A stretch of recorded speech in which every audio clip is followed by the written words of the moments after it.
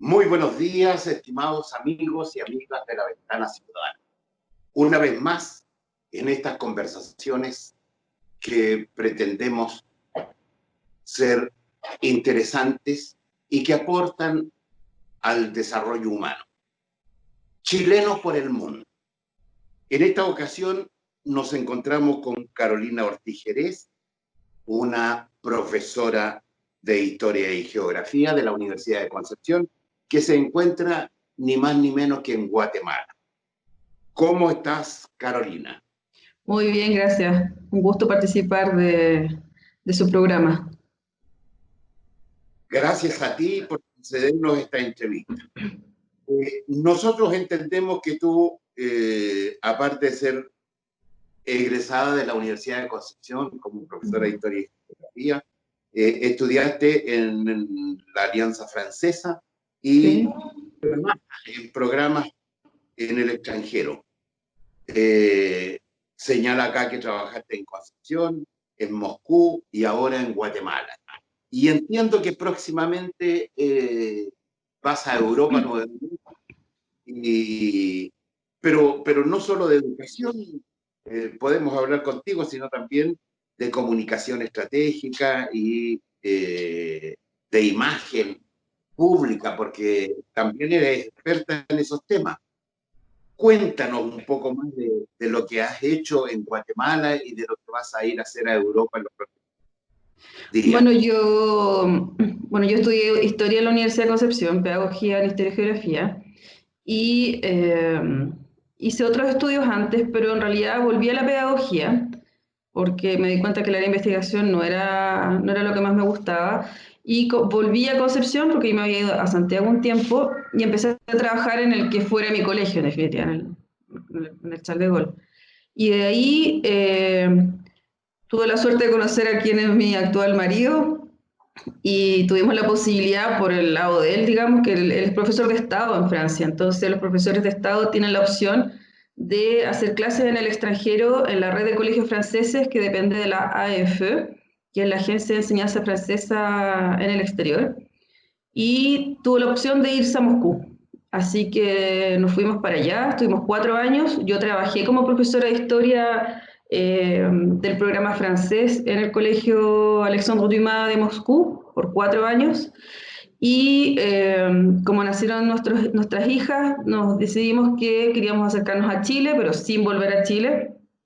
Y se dio la posibilidad de venirnos a Guatemala.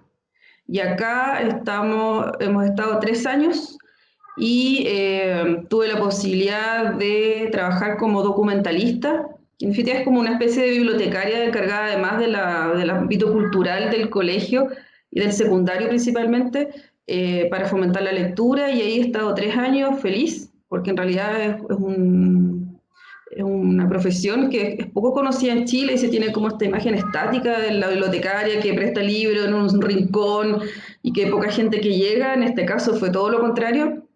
Y, y justamente ahora, como se terminaba el contrato, nos vamos a ir al Líbano. Pero primero vamos a pasar por París para hacer las visas. Así que allá él es quien tiene el trabajo. Yo veo difícilmente poder trabajar allá como profesora porque en colegios de la red francesa, digamos, porque están con una crisis económica salvaje. Pero como hice mis estudios en paralelo a lo que trabajaba acá en Guatemala sobre imagen pública, es una maestría en imagen pública, comunicación estratégica, tengo ganas de desarrollar esa área, ¿verdad? Así que es como nueva vida, nueva profesión, nuevo todo. Vamos a ver cómo nos va. A ver, precisa lo que vas a hacer en el... Mi marido va a trabajar como profesor francés, siempre dentro de esta red de colegio, va a trabajar, él es profesor de física y química. Eh, el Líbano es un país francófono, entonces casi todos los colegios privados, o la mayoría, son todos francófilos. Y hay un organismo que es la Misión Laica Francesa, que es dueña de muchos colegios y que adhiere a esta AF, y dentro de ese contexto vamos, y lamentablemente la situación económica ya no está muy mala, entonces han despedido muchos profesores, así que yo no voy a trabajar como profesora. Yo empecé a crear una consultora, así que he estado trabajando con unas amigas a distancia, amigas que están en Chile, así que la idea ahora es hacerlo más formal y lanzarme como en el internacional, digamos, poder trabajar por internet, así que esa es como la idea. Qué interesante todo lo que has hecho, Carolina. Carolina, cuéntanos, ¿y cuántos hijos tienen ustedes? Tenemos tres, las mellizas que nacieron en Rusia y nuestro hijo menor que nació acá en Guatemala. ¿Y edades? Van a cumplir 4 las niñas y Nicolás cumplió 2 recién. Cuéntanos, la pandemia les tocó en Guatemala y cómo ha sido la situación ahí. Cuéntanos para...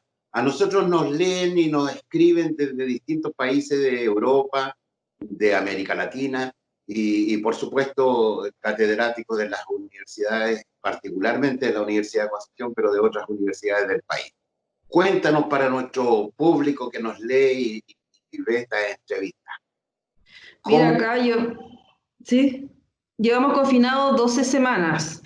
Empezamos en marzo y ya ha sido difícil porque, bueno, si se quiere, desde el punto de vista sanitario, estamos mejor que otros países. De hecho, el domingo pasado mostraron, el presidente Yamatei habla todos los domingos, se dirige a la nación, digamos, para hablar sobre el COVID. Entonces mostraron una gráfica en la que a mí me dio un poco de vergüenza porque estábamos nosotros como ejemplo de lo mal hecho, de lo mal que se ha hecho en Chile, en definitiva. Entonces estaba Guatemala con menos casos, después venía Ecuador y Chile con una cantidad de casos impresionante. Nosotros tenemos 26.000 casos hasta el día de hoy y ha sido difícil porque para un país como Guatemala, que no es un país, o sea, no es un país, yo diría pobre, pero no está al nivel económico del que se suponía que estaba Chile, la crisis les ha golpeado mucho porque las empresas han tenido que despedir gente.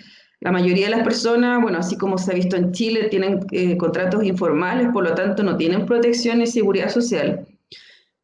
Afortunadamente el gobierno lo que ha hecho es implementar un sistema de ayuda para las empresas que se acogen a un programa especial en el que se les paga 75 quetzales a cada persona. Yo no me acuerdo cuánto es la, el cambio, pero el sueldo mínimo acá son 3.000, entre 2.800 y 3.000 quetzales. Así que son 75 quetzales diarios.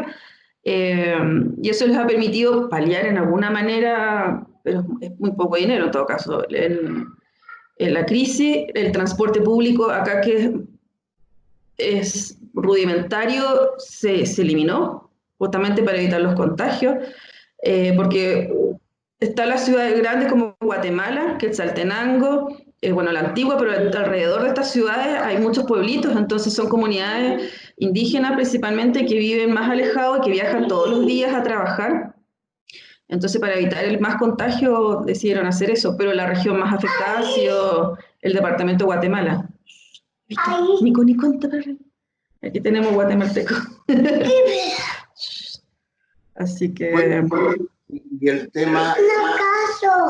intentado, ¿cuál es el tema de salud? Lo que pasa es que, pero disculpen, lo que pasa es que acá se cerró el país, se confinó pronto solo con 6 casos, porque la idea del gobierno, o sea, Yamatei es médico, entonces dentro de su idea de salud pública, me imagino, la idea de ellos era prepararse para un pic de la pandemia, porque empezamos con 6 casos, no puede decir, a lo mejor exageraron, pero el problema está que Guatemala no estaba preparado desde el punto de vista sanitario para tener tantos casos de COVID, porque aun cuando son 26.000 y puede aparecer como un ejemplo dentro de los países de la región, llevamos igual confinados con Honduras y El Salvador, o sea, como los 3 países de la región que llevan más tiempo confinados, les ha permitido crear hospitales de campaña. Okay. Y aun cuando faltan suministros y los médicos se quejan por las largas horas de trabajo, etcétera, que ha sido así en todo el mundo, ha permitido salvar vidas, en definitiva. Ahora, prevención. Solo prevención. ¿Sí? Y todas las semanas, como el presidente se dirige a la nación y muestran los test que se han hecho, En la zona me imagino que no han explicado muy bien cómo lo hacen, pero yo pienso que debe ser que deben de tener ciertos contagios y deben hacer los test en el entorno familiar o próximo de esa persona, digamos. Así que la gente ha respetado la cuarentena, o sea, el confinamiento, el porte de la mascarilla es obligatorio, siempre hay alcohol gel en todos lados, se respeta la distancia social, eso es algo que a mí me ha impresionado. En algún momento estuvimos con toque de queda. Los supermercados en unas primeras semanas abrieron solo 3 días, pero intercalados, por ejemplo, lunes, miércoles y viernes, y no había ni venta de absolutamente nada el fin de semana. A los mercados se les pusieron muchas restricciones porque las ferias acá son diarias, entonces hasta las 12 de la tarde, o sea, a las 12 de la tarde tenían que desocupar los stands. Entonces ya a las 11:30 la gente ya estaba sacando sus cosas. eh, y ahora estamos en un sistema de restricción vehicular. Entonces los días pares circulan las matrículas pares y los impares las matrículas impares. Y el domingo no se puede circular en auto. Podemos decir entonces que la disciplina del pueblo humano guatemalteco ha sido clave en la administración de la pandemia. Sí, ahora igual han habido fiestas clandestinas, Las excepciones. claro, pero son excepciones y son generalmente la gente más acomodada y los están persiguiendo con penas de cárcel, en definitiva. Ya encontraron a un grupo de personas que había hecho la fiesta y así que viene el proceso judicial para ellos ahora. Okay. Oye, cuéntame, ¿cuántos habitantes tiene Guatemala? Son más o menos como Chile, 17 millones. Okay. Sí, más o menos. Oye, los principales problemas sociales, bueno, aquí tú lo sabes mejor que yo, nosotros con nuestro neoliberalismo a cuesta, se nos producen de la mano de eso problemas sociales, económicos significativos, el individualismo, una falsa situación económica, viviendo la gente fundamentalmente con créditos, hacía pensar que el país estaba florecido y bastó una pandemia como esta para dejar la situación y demostrar que lo bien que parecía que Chile estaba económicamente no lo es tanto. Antes vivimos en octubre pasado la situación social que acudió fuertemente al país. ¿Cómo está desde el punto de vista social, desde el punto de vista del desarrollo humano, Guatemala? Bueno, Guatemala, de los 3 años que llevamos acá, he notado ciertas mejorías, pero son, yo le llamo mejorías cosméticas, en verdad, porque acá las tasas de embarazo juvenil son muy elevadas, la violencia existente, sobre todo en las comunidades más alejadas, es importante. No hay que olvidar que acá en Centroamérica existen las maras, que son estas mafias de pandilleros, eh, que no necesariamente venden droga, pero que asaltan a los pueblos y los tienen semi-esclavizados. Entonces eso ha hecho que el ejército se haya hecho presente, pero que también el ejército ha cometido violaciones a los derechos humanos importantes. Y se están haciendo juicios y se está recién trabajando la memoria de lo que fue el conflicto armado acá en Guatemala. Pero no es un tema del que la élite guste de hablar, porque por supuesto ellos también están involucrados en el robo de tierras y en la pauperización de la sociedad. Ahora, lo que sí yo me he dado cuenta es que acá existe todavía lo que en Chile existen ciertos medios, pero la clase media ya no se puede dar como el lujo de tener nanas puertas adentro, que generalmente la señora que hace el aseo tiene una pieza en la casa, que nosotros estimamos que esa pieza no era una habitación para para que una persona pudiera vivir.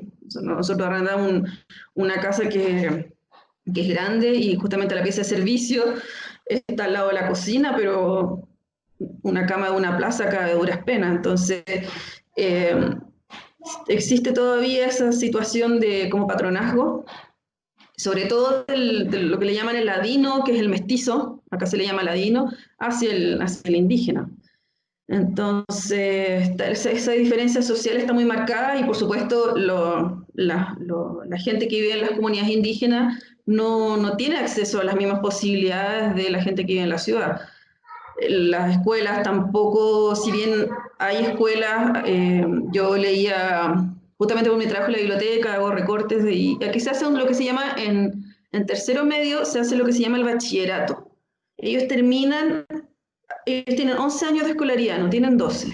Entonces en el bachillerato, los que hacen la parte como científicos humanistas que podría ser, hacen un trabajo de investigación. Entonces para ese trabajo estaba el tema de la educación. Entonces yo los estuve ayudando a los alumnos y había muchos artículos en la prensa que decían que los alumnos no tenían bancos para poder trabajar en el colegio, entonces estaban de guata, literalmente trabajando con sus cuadernos y sus lápices, porque no tenían dónde sentarse.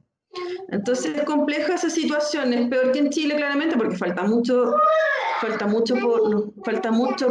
para mejorar, pero no, este periodo del COVID ha empeorado la situación porque hay mucha gente sin trabajo.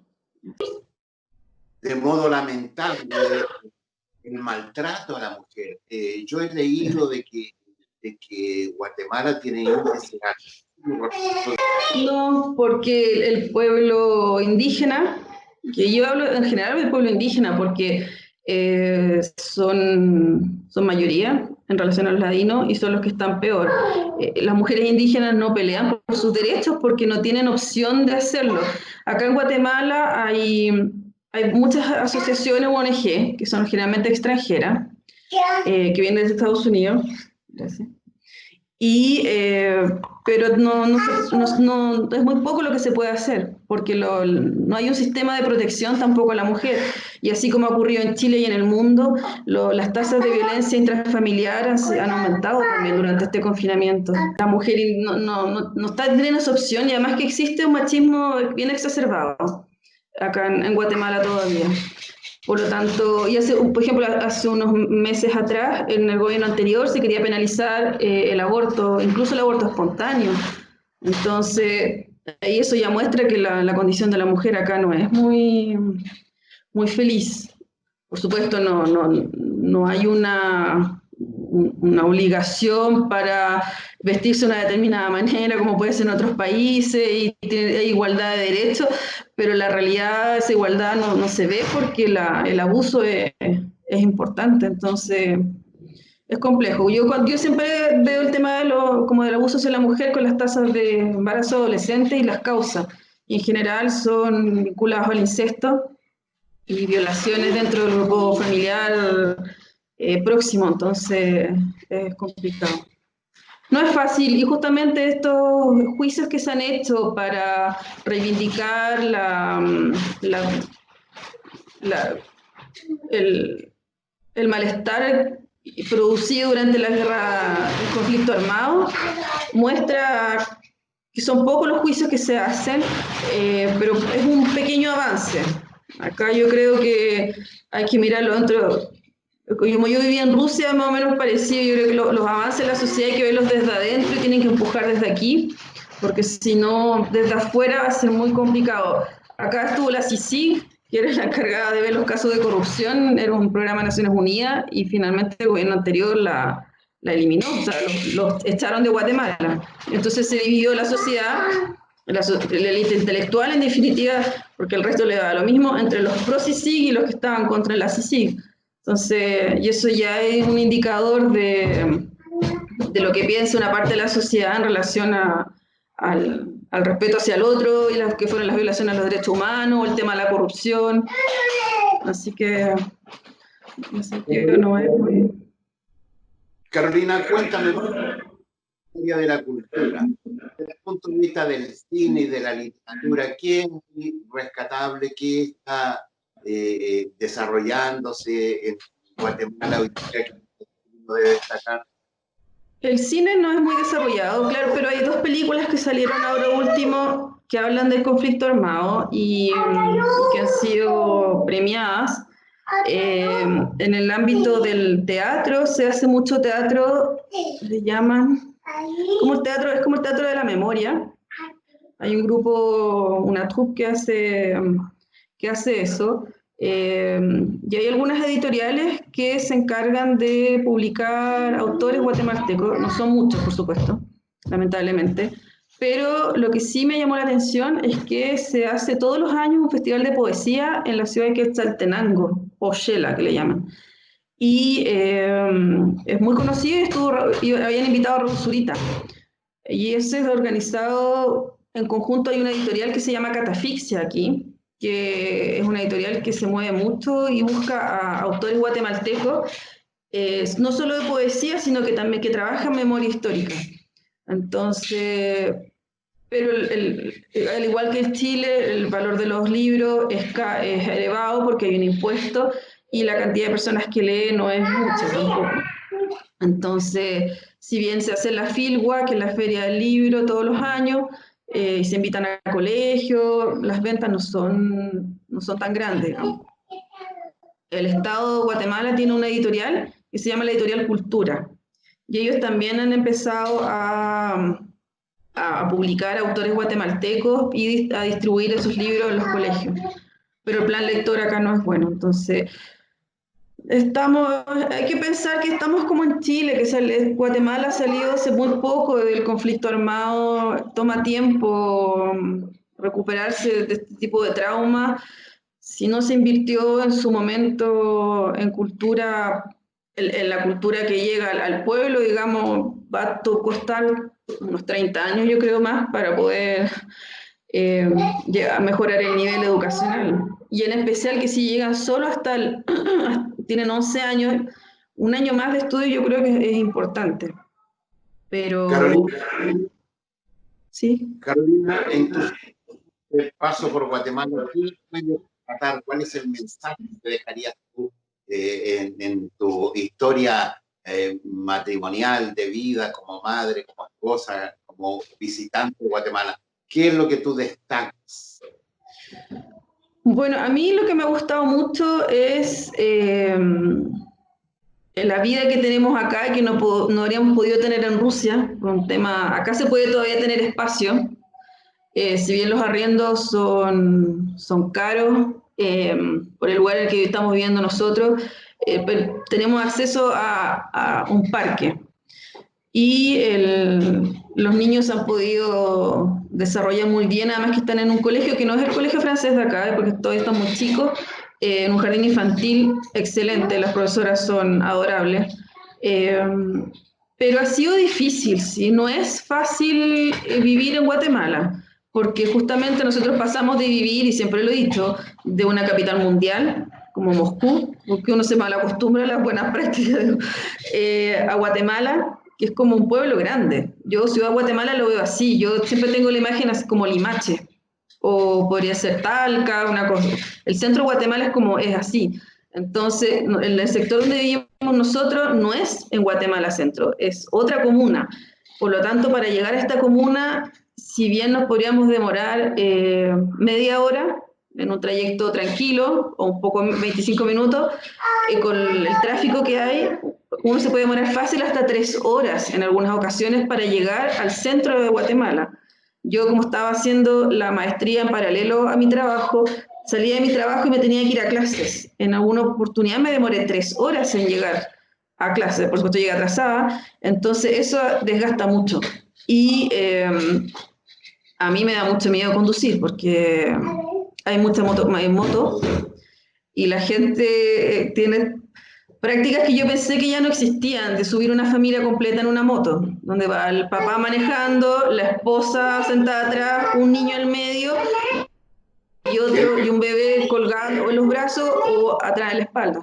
Entonces, es bonito, yo lo aconsejo para venir a visitar, a ir a Tikal, a la Antigua, Quetzaltenango, tiene lugares turísticos bonitos, pero venir a vivir a Guatemala no es el sueño del mochilero que se queda con esta cosa como idealizada. Vivir en Guatemala es difícil por el tráfico, las carreteras no son fáciles, eh, existe como una mirada de que yo soy siempre cliente, si tengo dinero tengo cliente, entonces a mí me tienen que servir, pero no un servicio eh, porque yo estoy pagando, me tienen que hacer bien su trabajo, sino que yo exijo que me atiendan. Ese es como y eso ahí he tenido algunos roces, no, no es todo el mundo, pero existe eso.